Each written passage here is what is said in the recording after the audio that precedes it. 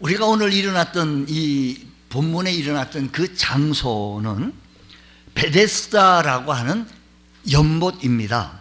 이 연못은 예루살렘 성 북쪽에 있는 양문 근처에 자리 잡고 있는데 크기는 길이가 약 100m 그리고 너비가 한 60m 정도의 크기입니다. 그러니까 여기 보시는 대로 대략 이렇게 모습이 이렇습니다. 네 귀퉁이와 중앙에 정자처럼 생긴 행각이 있어가지고 사람들이 쉴 수 있는 편의시설도 좀 앉을 수 있는 그런 것도 있습니다. 이 연못의 특징은 간헐천이라, 지금 우리가 성지에 가서 이렇게 순례하다 보면 그냥 말라 있어요. 물 하나도 없어요. 그냥. 그래서 둥글둥글 몇 개가 이렇게 있는 것을 봅니다. 저렇게. 근데 가끔 불규칙적으로 그 못에는 물이 막 솟아오르는 거예요. 분수처럼 말이에요. 예수님 당시 이 연못에는 진풍경이 일어나는데 그 사람들이 쉴 수 있는 그런 행각 속에서 수많은 성경에 보니까요, 각종 병자들이 그게 모여가지고 막 간헐천이 일어나게 되어지면 제일 먼저 그게 들어가는 사람은 어떤 병이든지 다 낫는다라는 겁니다. 그러니까 이 얘기는 그 민속신앙, 민속전설신앙이에요. 그러니까 이 연못의 이름은 베데스다인데, 그러니까 이 연못에 들어가려고 많이들 기다리고 있습니다. 간헐천만 요동을 하기만 하면 이 땅 해가지고 막 뛰어 들어가면서 제일 먼저 가야 합니다.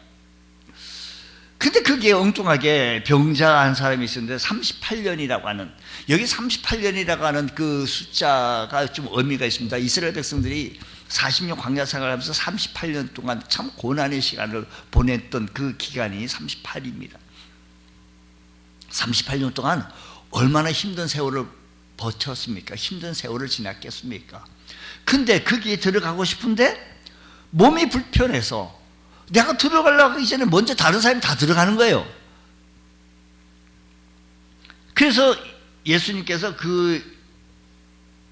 그녀를 만나서 내 자리를 들고 가라라고 해서 고쳐주셨다라고 하는 요한복음 5장 1절로 9절에 있는 한 사건 이야기입니다.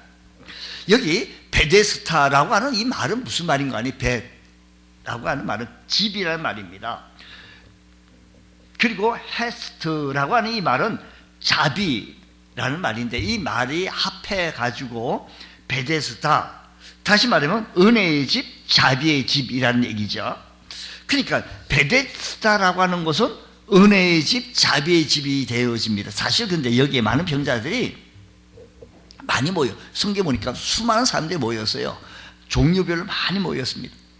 당시 어슬로는 고칠 수 없는 불치병자들이 대부분이었습니다. 그저 그 못에 물이 솟구칠 때 그 물에 들어가서 고침을 받고 싶어 하는 겁니다. 어슬로는 안 되니 그저 기적이 나타나 고침받고 자비를 바라려고 하는 그런 심정으로 이곳에 온 겁니다. 근데 그곳에는 무슨 집이라고 합니까? 자비의 집이라고 얘기합니다. 여러분, 붕어빵에 붕어가 없지요. 근데 이 자비의 집이라고 하는 곳에 뭐가 없어요?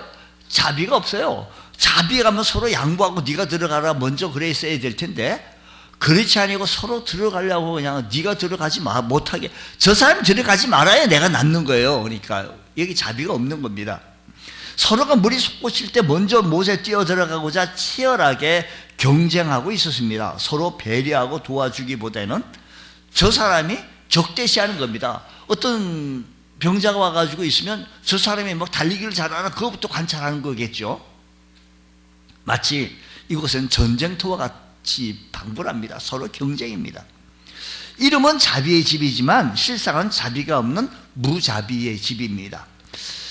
여기에 예수님께서 찾아오셨습니다. 이 자비의 집에 예수님께서 찾아오니 진정한 자비가 무엇인가를 가르쳐주고 보여주게 되어집니다. 그 베데스다 연못에 예수님께서 오셨는데 그곳에 은혜의 빛이 비치기 시작한 겁니다. 더 이상 절망의 집이 아닌 은혜의 집, 신령한 베데스다로 변하기 시작한 것이다라는 것입니다. 그렇습니다. 베데스다, 진정한 베데스다가 되려고 한다면 그곳에 주님이 오셔야 된다는 겁니다. 그곳에 거하시면서 우리 주님이 자비를 베풀어 주어야 합니다. 진정한 자비는 주님께서만 주실 수 있다 이야기입니다. 아무리 자비의 집이라고 이름을 붙였지만 진정한 자비는 우리 주님 예수님께서만 주실 수 있다라는 겁니다. 우리 가정이, 우리의 일터가, 우리의 삶의 자리가 진정한 베데스다가 되려고 한다면, 진정한 은혜의 집이 되려고 한다면, 진정한 자비의 현장이 되어지려고 한다면 우리의 가정이, 우리의 직장이, 우리의 캠퍼스가, 우리의 일터가 누가 오셔야 되겠습니까?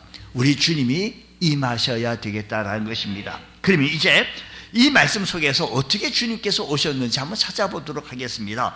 1절 말씀 보면 이렇게 말씀하십니다. 그 후에 유대인의 명절이 되어 예수께서 예루살렘에 올라가시며, 여기 예수님께서 유대인의 명절에 예루살렘 오셨고 지금 베데스다 연못에 오셨습니다. 그리고 그 중에 38년 되어진 병자를 만나게 되어진 겁니다. 이곳에 우리 주님이 오신 거예요. 누구의 청을 받아 오신 것이 아닙니다. 누구의 얘기를 듣고 오신 것도 아닙니다. 예수님께서 누구의 등뜰 밀려가지고 오신 것 또한 아닙니다. 진정으로 예수님의 뜻을 따라 오셨는데 예수님께서 친히 시간과 장소를 결정하셨습니다. 예수님께서 친히 만날 사람을 선택하셨습니다. 하나님께서는 하나님의 뜻을 따라 만날 사람을 선택하시고 찾아와 주시고 만나 주시는 하나님이신 줄 믿으시기 바랍니다. 하나님께서는 그때 그 시대에 그 당시에 많은 사람들 가운데 아브라함을 보시고 아브라함을 찾아와 주셔서 갈대우르에서 갈대우르라고 하는 그곳에 생각지도 못했던 은혜가 임하게 되어졌던 것입니다. 하나님께서는 모세를 찾아와 주셨습니다. 그 많은 사람들 가운데, 히브리 민족 가운데 이 모세를 찾아와서 모세야 라고 그에게 사명을 주시면서 찾아와 주셨습니다. 또 뿐만 아니라 바울에게 또 찾아왔었던 주님께서는 그렇게 성경의 훌륭한 인물들만 찾아오신 것이 아니고 부족하고 연약하고 허물 많은 우리들에게도, 오늘 우리들에게도, 나에게도 찾아와 주셨습니다. 하나님께서는 택하신 사람을 이렇게 찾아와 주시고 생각지도 못했던 은혜를 베풀어 주십니다. 깜짝 놀라고 놀랄 수밖에 없더라 이야기입니다. 김충근 박사가 쓴 Why Me라는 책이 있습니다. 그가 1967년 미국에 유학에 와서 박사학위를 받고 패러다임이라는 대학에서 교수로 재직하면서 최우수 교수상을 탈 정도로 성공적인 인생을 살아왔습니다. 그러나 37살의 젊은 나이에 간경화 간염으로 죽음의 선고를 받게 되어졌는데 그 심한 가난을 이기고 살터전을 찾아 미국으로 떠나 갖은 고생 끝에 이제 학위 받고 겨우 교수가 되어 안정된 자리를 잡게 되어졌는데 젊은 나이에 청천벽력 같은 사형 선고를 받게 되어진 겁니다. 깊은 절망감에 빠져서 하나님께 이렇게 묻습니다. 하나님이 이럴 수가 있습니까? 하나님이 이럴 수가 있습니까? 하필이면 왜 접니까? Why me? 하필이면 왜 접니까? 그 후 자기가 할 수 있는 모든 방법을 다 동원하여 간 치료에 정성을 다했습니다. 하지만 아무런 효과가 없었습니다. 그래서 그는 마지막으로 빅 베어 마운틴 기도원에 올라가 퉁퉁 부어 오른 배를 붙잡고 기도하기 시작했습니다. 근데 기도 도중에 자기를 찾아오신 주님을 만나게 되어진 겁니다. 기도 가운데 주님께서 찾아와 주셔 만나 주십니다. 세상 바라보던 이 시선이 주님을 향하게 되어집니다. 그러자 주님께서 자신을 얼마나 사랑하는지를 깨닫게 되어진 겁니다. 자신을 위해 큰 비전을 가지고 계시다는 사실을 알게 되어지고 나 자신을 통해서 하나님께서 이루시고자 하시는 거룩하신 뜻을 발견하게 되어진 겁니다. 그래서 이제 왜 하필이면 접니까? 라고 하던 이 기도가 Why me? 왜 저 같은 사람에게 그토록 하나님 사랑을 베풀어 줍니까? 왜 하필 저 같은 사람에게 찾아와 주십니까?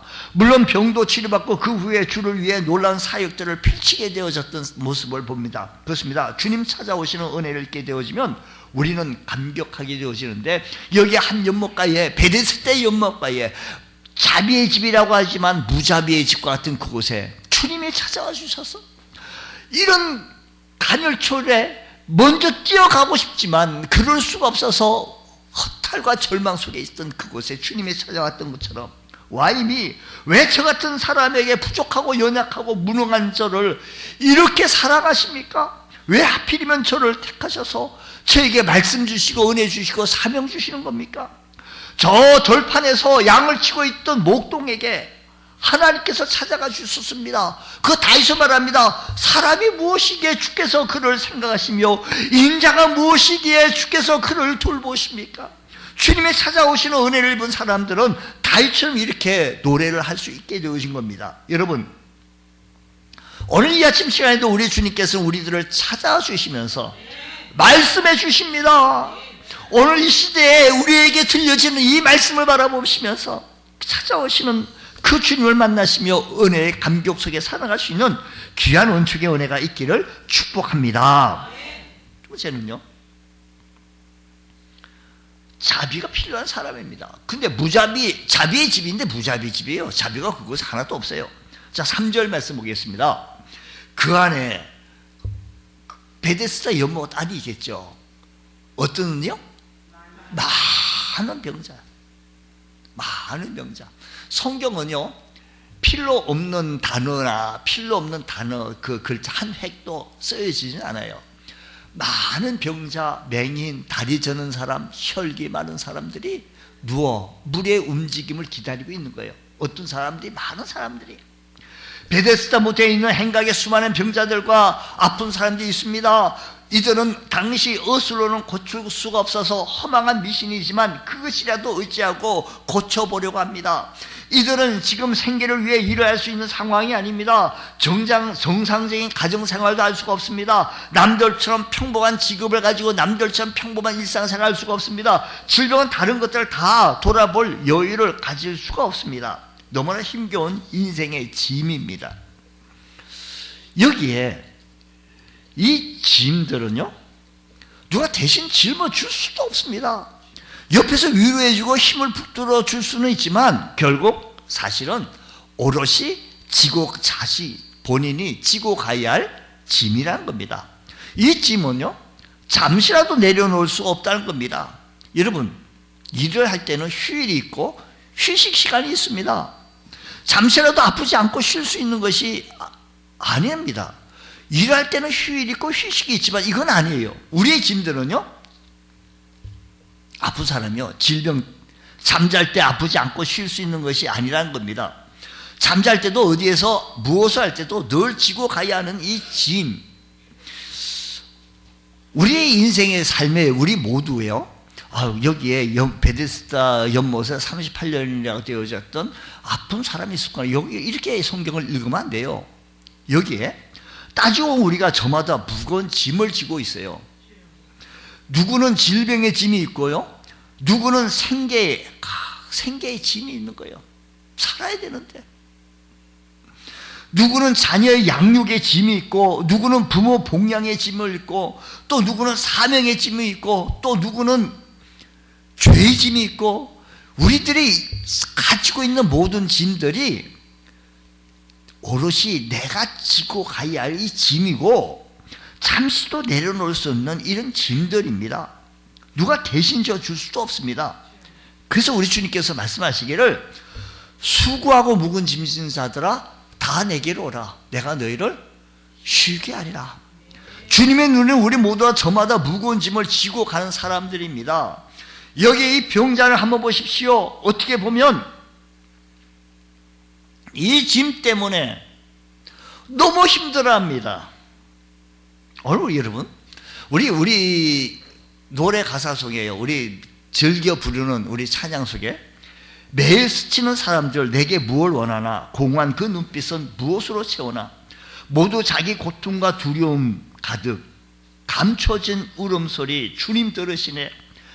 모두가 감춰진 울음소리. 말을 안 해서 그렇지 살얼음판을 걷는 기분으로 우리 인생을 살아가는 이 모습들, 그들 모두가 다 주가 필요해. 깨지고 상한 마음, 주가 필요해. 그들 모두. 오늘 우리의 삶의 현장 속에요, 짐이 없는 삶이 어디 있겠습니까? 이래서 이 짐이 있고 저래서 이 아픈 짐이 있고, 따지고 보면 우리 모두가 저마다 무거운 짐을 그렇게 저마다 지고 가고 있습니다. 근데 오늘 여러분, 모든 사람들이 다 주가 필요해요. 매일 스치는 사람들 다. 여기 6절 말씀 보면 그 누운 것을 예수님께서 그 누운 것을 보시고 병이 오랜 줄 아시고, 38년에 됐으니 병이 얼마나 오래됐을게, 오랜 줄 아시고 이랬을 때 7절을 말씀 보니까 6절 하반절 보니까 네가 뭐라고요? 아유, 예수 선생님, 나하고 지금 장난쳐요? 지금 나 병 나려고 해요 라고 대답을 해야겠죠. 이 질문을 했다면, 제가 말이 좀 틀려요. 반응이 제가 틀린 사람처럼 얼굴을 하고 계세요. 보세요. 너가 낫고 자네요. 지금 물이 솟을 때 그게 뛰어가서 몸 좀 낫고 싶어서 온 거예요. 그러니까 예수 선생님, 그렇습니다. 제가 좀 이렇게 하고 싶습니다. 이래야 되지 않겠어요? 근데 그 다음 절, 7절 말씀 보겠어요. 그 다음 절 뭐라고 얘기하는 거니? 병자가 대답하되, 주여, 물이 움직일 때 나를 못에 넣어주는 사람이 없어 내가 가는 동안에 다른 사람이 먼저 내려간다는 거예요. 어떻게 보면 이 대답은 동문서답과 같지 않아요? 예수님께서 낫고자 물으셨을 때, 낫고 싶습니다. 당신이 참견하지 마세요. 저리 가시오. 물이 동할 때만 기다립니다. 이렇게 대답을 했다든지 이런 이야기로 흘러가야 되지 않겠습니까? 근데 물이 솟구칠 때 제일 먼저 물에 들어가야 하는데 도와주는 사람이 없어가지고 못 들어가고 있습니다. 왜 그렇게 대답을 한 거예요? 이분은, 이 사람은요, 물이 동하게 되어질 때, 물이 움직일 때 제일 먼저 들어가야 낫는다라고 하는 이 사실을 굳게 믿고 있는 거예요. 아니, 믿었다기보다는 거기에 희망을 걸고 있는 겁니다. 물이 솟구칠 때 먼저 그 물에 들어가서 씻으면 나을 것이라고 하는 희망을 걸고 있는 거예요. 왜냐하면 다른 그 어떤 것에 희망을 걸 만한 것이 이 사람에게는 없어요. 마치 물에 빠진 사람이 지푸라기라도 잡을 심정으로 거기만 바라보고 있는 거예요. 근데 문제는 물이 솟구칠 때 먼저 그 물에 들어갈 수 없다라는 게 그 여인에게는 문제였겠죠. 거동이 불편해서 남들처럼 물이 솟구칠 때 달려갈 수가 없습니다. 빈번히 물을 향해 가보지만 한 번도 갔다가는 다른 사람이 먼저 들어갔으니까 포기하고 오고 누가 도와줄 사람이 없어요. 그러다 보니 긴 세월이 지나가게 되어지는데, 이 사람의 진정한 소원을 우리 한번 보세요. 이 사람의 진정한 소원이 뭘까요? 물에 들어가는 걸까요? 병이 낫는 걸까요? 병이 낫는 거 아니겠습니까? 근데 네가 낫고자 하느냐라고 했을 때 병이 낫고자 하는 이 소원인데 다른 걸 얘기해요. 물에 못 들어간다는 겁니다. 물에 들어가는 것이 내가 소원인 것처럼 얘기해요. 심지어 병이 낫지 않아도 좋으니 한 번만이라도 내가 그 물에 한번 들어갔으면 좋겠다는 겁니다. 이제 질병의 짐이 이 사람의 마음 맞아 묶어버린 거예요. 여러분, 우리들의 인생의 짐이 우리의 마음까지도 묶고 있지는 아니한지요. 여기에 우리 인생의 짐들이, 우리가 가지고 있는 인생의 짐들이 너무 절망의 나락에 빠져가지고 우리 마음까지도 묶어가지고 예수가 안 보이기도 하고 말씀이 안 들리기도 하고 주님이 안 보이는 거예요. 안 다가서는 거예요. 어떻게 하다가 곁에 도와줄 사람이 없게 되어졌다고. 내 곁에 도와줄 사람이 있으면 내가 빨리 들어갈 텐데 여기만 불평하고 원망하고 있는 거예요. 절망을 마치 너무 마음에 어디에 꽁꽁 묶고 있는 거예요. 오늘도 이런 마음으로 묶인 채 살아가는 사람들이, 매일 스치는 사람들이 참 많습니다.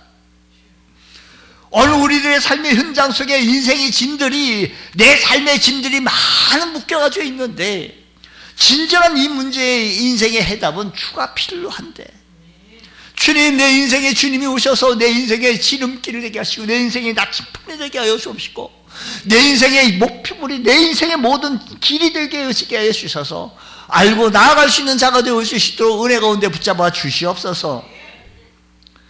예수님께서 그 많은 병자들 중에 그게 많은 사람이 있었어요. 근데 누구를 보셨는가? 이 사람을 보셨어요. 그래서 찾아와서 치유하여 주셨고 새로운 삶을 길을 열어주신 겁니다. 먼저 한번 이 얘기를 한번 보십시오. 이 사람은 혼자 거동이 불편하니까 자리를 끌고 해서 사람들이 이 사람을 이동하려면 자리를 바짝 들어가지고 네 사람이 바짝 들어가지고 자리로 이동해야 돼요. 그런데 이 예수님께서 이 비영자에게 이 말을 말씀하시기를 이렇게 말합니다. 내 자리를 들고 걸어가라. 내 자리를 들고 걸어가라. 아니, 거꾸로 된 거예요. 이 자리가 이 사람을 늘 어디든지 이동하는 거 아니겠어요? 근데 이제는 이 사람이 자리를 들고 걸어가라는 겁니다. 예수님께서 치유해 주신 겁니다. 예수님께서 붙잡아 주신 것입니다. 예수님께서 회복시켜 주신 것입니다. 예수님께서 오시면 우리의 영혼이, 우리의 심령이 건강해집니다. 우리 심령 속에 죄가 다 씻겨가고 우리의 맑은 영혼을 찾아오게 되어지는데 우리 마음도 평안해지고 우리의 악의 스트레스도 떠나가게 되어지고 우리 몸도 건강하게 되어지고 면역력도 향상해지고 악한 바이러스는 떠나가게 되어질 줄 믿습니다. 실제 우리가 예수님의 앞에 오게 되어지면 실제로 치유의 은혜가 임하게 되어집니다. 우리의 영혼과 우리의 마음과 우리의 육체까지 치유해 주시는 주님을 만날 수 있는 귀한 은혜가 있기를 축복합니다. 우리 가정도 치유되어집니다. 우리 직장도 치유되어집니다. 우리가 이 민족을 치유하고 이 나라를 주님 앞으로 인도해 나가기는 당신 정치를 못하니 당신은 경제를 못하니 내가 들어가겠소가 아니라가 그가 아니라 우리가 이 일을 위하여 더 힘써 기도하고 이 민족을 치유하고 주님 앞에 나가기에 부족함이 없도록 우리 하나님 앞에 나아갈 수 있는 귀한 은혜가 복음으로만 가능하다고 선포할 수 있는 귀한 은혜가 있기를 축복합니다. 우리 사회도 치유되어져야 합니다. 주님께서 우리에게 오셔서 치유하시는 이 놀라운 치유를 누릴 수 있는 귀한 역사가 우리 삶 속에 일어나기를 원합니다. 주님께서 이 병자를 찾아와서 제일 먼저 하신 말씀이 무엇인가 하니 네가 낫고자 하느냐? 어떻게 보면 주님 질문도 이상합니다. 다 하시면서 왜 그러십니까? 근데 예수님은 왜 이렇게 뻔한 질문을 하셨을까요? 그 사람의 마음을 아셨기 때문입니다. 말씀드렸지만 이 사람은 병이 낫고 싶어하는 것이 마음의 소원일 거예요. 물이 솟구칠 때 제일 먼저 들어가고 싶은 것이 마음의 소원이 아니고 병 나으려고 하는 소문으로 왔다가 엉뚱하게 소원이 바뀌어진 거예요. 그래서 남들보다 먼저 물에 들어가는 것이 자기의 제1순위로처럼 생각하고 있는 겁니다. 그 누구도 곁에서 먼저 물에 들어갈 수 있도록 도와줄 사람이 없다는 것에 대해서 비관만 하고 있는 거예요. 이 사람의 마음은 이제 절망의 짐에 꽁꽁 물려 있는 것도 문제지만 불평과 원망과 그리고 좌절에 묶여 있는 것도 더 큰 문제입니다. 예수님께서는 이 마음을 잘 아셨기 때문에 무엇보다 육체의 질병 치유보다 마음의 치유, 우리의 심령의 치유, 평안하게 되어지기를 원하신 겁니다. 그래서 이 사람 병자에게 말씀하시길 내가 낫고자 하느냐? 묶인 마음을 풀어주려고 하신 겁니다. 원망과 불평에서 벗어나게 해주셨습니다. 자신에 대한 좌절과 절망에서 벗어나게 해주셨습니다. 그를 무겁게 짓누르던 무거운 마음의 짐을 벗겨주셨는데 그것이 이 사람에게 나타난 자비요 은혜인 겁니다. 이 사람에게 나타나셨던 자비와 은혜는 무엇보다도 육신의 질병도 질병이지만 마음으로 묶여졌던 이 모든 절망, 나를 도와줄 사람이 없으니 비관하고 묶여졌으니 절망하고 낙심되어져 있는 이 사람을 치유해 주시는 것, 우리 주님은 마음의 짐도 벗겨주시는 주님이신 줄 믿으시기 바랍니다. 우리 주님께서 찾아오셔서 말씀하시기를 평안하라, 마치 요동처럼 갈릴리 바다를 향하여 잔잔하라 바다에게 명령한 것처럼, 풍랑에게 명령하신 것처럼 우리의 요동치는 마음을 향해 주께서 오늘 이 아침 시간에서 명령하시기를 평안하다. 주님께서 주시는 이 평강이 여러분의 삶 속에 넘치시기를 바랍니다. 우리의 마음을 평안케 해주시는 분은 오직 주님이신 것을 기억하시고 세상을 향하여 바라보시는 시선이 우리 주님을 바라볼 수 있는 귀한 은혜가 있기를 축복합니다. 평안하라 이 말씀대로 여러분 요동치는 마음이 잔잔해지고 평안해지시기를 축복합니다. 예수님께서 8절 말씀 다시 말씀 보면 예수님께서 이르시되 예수님께서 말씀하신 거예요. 일어나라 내 자리를 들고 걸어가라. 그 사람이 고 나와서 자리를 들고 걸어가니라고 했습니다. 예수님께서 자리를 보존하고 누워있던 이 환자에게 일어나 자리를 들고 걸어가라고 명하셔서 이 병자가 나았다는 겁니다. 주님께서 말씀하셔서 나았다는 겁니다. 사실 이 병자가 베데스다 못을 찾은 이유가 있습니다. 물이 솟구칠 때 들어가는 것이었는데 솟구치는 그 물이 제일 먼저 들어가기를 원했는데 막혔어요. 절망의 짐, 비관의 짐이 콕콕 묶여 있는데 주님께서는 그 마음의 짐까지도 다 풀어주시고 평안케 해주시고 가지고 있었던 자리를 들고 나아가는 그 삶의 현장이 되어진 겁니다. 모두 그렇게 믿고 이 베데스다 못에 모여들어 수많은 사람들이 있었지만 누구도 나은 사람이 없었습니다. 그 신기하도 솟구치는 물이 치유의 능력인 줄 알았지만 그저 물은 그 연못의 물은 물일 뿐입니다.